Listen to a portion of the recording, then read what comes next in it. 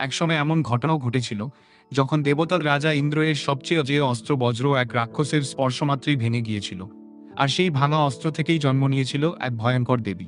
এটা কোনো গল্প নয়, মহারাষ্ট্র এ অবস্থিত এক রহস্যময় মন্দির এই ঘটনার সবচেয়ে বড় প্রমাণ, যেখানে আজও সেই দেবীর স্বয়ম্ভু মূর্তি বিরাজমান। গল্পের শুরু হয় মহারাষ্ট্রেরই এক অঞ্চল থেকে, যেখানে কলিকুট নামের এক ভয়ঙ্কর রাক্ষস ত্রাস সৃষ্টি করেছিল। ব্রহ্মারা কাছ থেকে বর পেয়ে সে এতটাই শক্তিশালী হয়ে উঠেছিল যে ঋষি মুনি ও নিরীহ মানুষদের ওপর নির্মম অত্যাচার চালাতে শুরু করে। তার এই অত্যাচার থামাতে স্বয়ং ইন্দ্র এগিয়ে আসেন।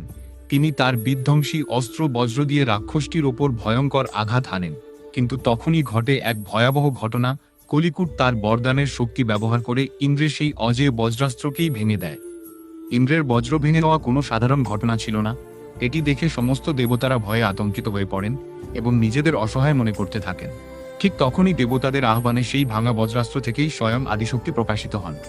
তার দুই শক্তিশালী সঙ্গী মাতা রেণুকা এবং মাতা কালিকার সঙ্গে মিলিত হয়ে তিনি মুহূর্তের মধ্যেই সেই রাক্ষসকে বধ করেন এবং তাকে এই ভূমির নিচে সমাধিস্থ করেন। কিন্তু এই স্থানের ইতিহাস এখানেই শেষ নয়।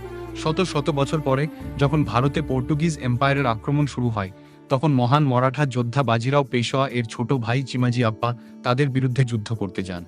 যুদ্ধের আগে তিনি এই দেবীর সামনে মানত করেন, যদি তিনি শত্রুদের পরাজিত করে দুর্গ জয় করতে পারেন তবে দেবীর জন্য একটি বিশাল মন্দির নির্মাণ করবেন।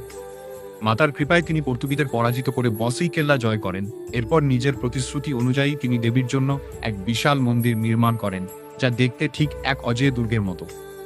মহারাষ্ট্রের পালঘর ও ঠানের সীমান্তে অবস্থিত এই মন্দির আজ সারা বিশ্বের কাছে শ্রী বজ্রেশ্বরী যোগিনী দেবী মন্দির নামে পরিচিত।